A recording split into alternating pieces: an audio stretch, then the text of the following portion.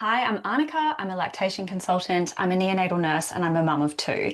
And I work with pregnant families and prepare them for what is to come after birth. We spend 9 months preparing for birth. It's normal to do a birth class, a hypnobirthing class, and get ready emotionally, physically, and psychologically for birth and the variables because obviously birth is unexpected in a way. There is only so much we can really control about pregnancy, birth, and postpartum. I think that we are currently under the false pretense that we can't prepare for postpartum, when in fact, I strongly disagree. We can absolutely prepare for postpartum. In fact, the World Health Organization announced that a positive postpartum experience is possible. And if we prioritize this for families, or if families even know that this is a possibility, you can actually have a postnatal journey that is joyous and you feel confident. And really, it makes sense. Why would we prepare for birth and all of the other important things in our life, our careers, even having a baby? Like lots of people are having babies much later in life. So it only makes sense. We're planning for so much. This is the way that we operate in modern culture. Yet we're not preparing for the biggest transition of our lives, literally the postpartum experience, which is classically defined as that first 6 weeks. In my opinion, it goes for 12 weeks. I think it is the most sensitive time that a family experiences. There is a complete reorganization of that family unit. Mothers and babies are a dyad, they are one interconnected system. And we have breastfeeding, we have newborns, their behavior, their temperament. We have birth and your healing from birth. We also have how birth impacts on newborn behavior because it's very well known that medications that are used in cesarean sections or inductions or epidurals, they do cross over the placenta and babies have to metabolize these medications. They directly impact on establishing feeding. If we don't prepare for these variables, you can enter into this very sensitive time feeling very poorly resourced and unable to discern information. Because when you have a baby, they need so much from you. They need lots of contact. They need to feed frequently and often. 8 to 12 times in 24 hours is normal for a newborn to feed. You might spend 34 hours a week feeding your baby, whether that's breastfeeding or bottle feeding. This is a lot to learn when you also factor in broken sleep, which is normal for this time. So newborns have rapidly growing bodies and brains, and they need to constantly fuel up that metabolism. It is really important. They digest milk in 35 minutes. So whether it's formula or breast milk, it is the same, which means that babies are constantly needing to top up their little fuel tank because their brains and their bodies really need it. So after birth, you are facing a situation where you will have broken sleep, you will be healing, you might be processing the variables of your birth story and learning how to care for a baby, feed your baby. And I really think that this is so important to prepare for, that we can absolutely prepare for a positive postpartum experience. And I'm creating the curriculum. I am going to be offering this really soon. I really want to help people because as a lactation consultant, I'm an infant feeding expert.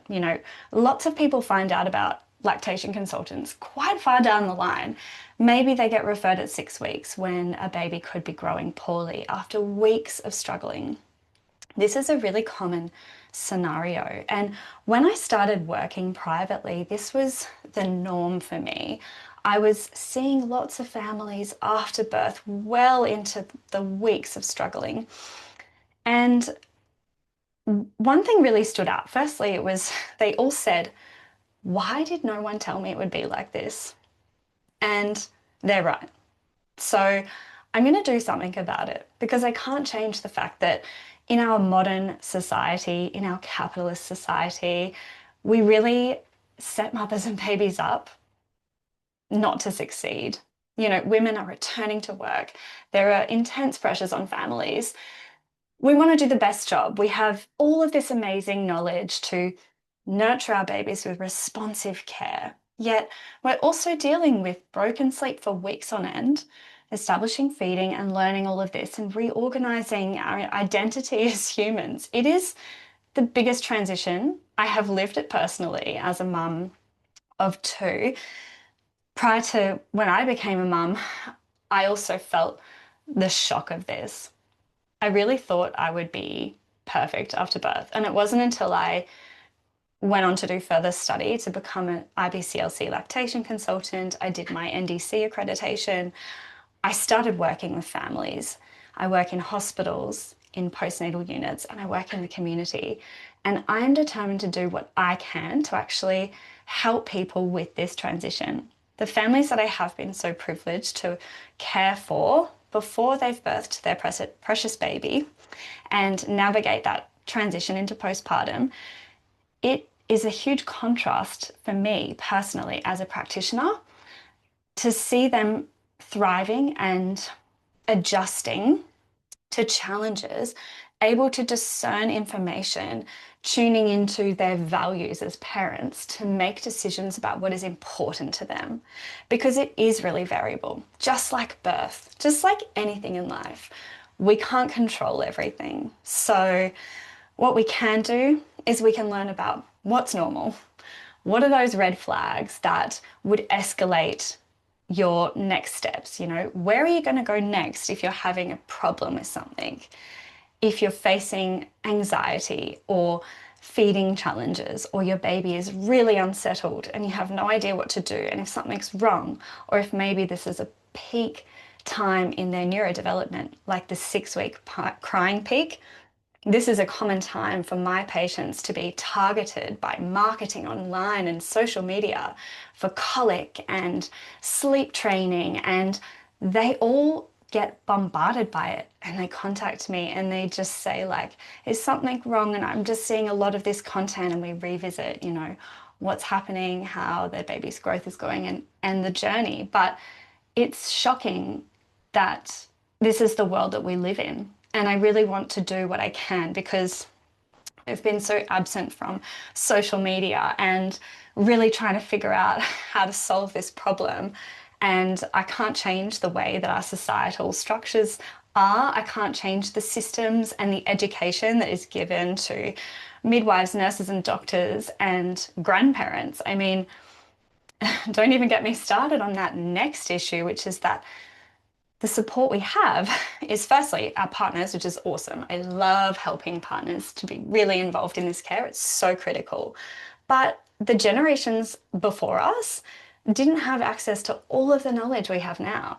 And that can be a little problematic, because if the values don't align with yours and that's who's supporting you, this can be a really, really big part of tension that you might experience after birth.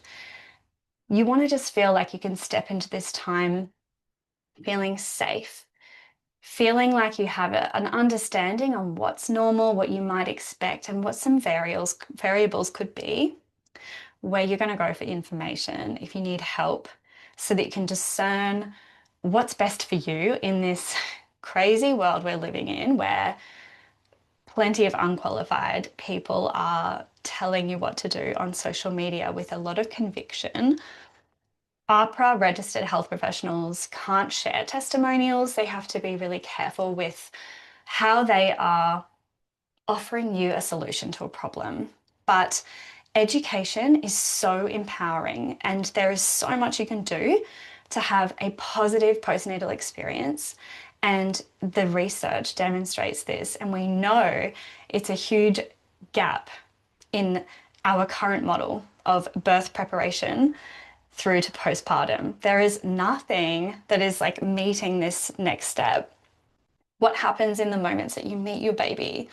If you end up facing a separation or birth intervention that wasn't planned, what are you going to do with different variables? What are your next steps, and who's going to support you? And I just want to make it simple, empowering, and give families a framework so that they can co-parent together from day one. So they can go from just hoping that they can breastfeed, but not want to get the hopes up too much because of the amount of challenges that they've witnessed friends experience, and they know it's going to be hard.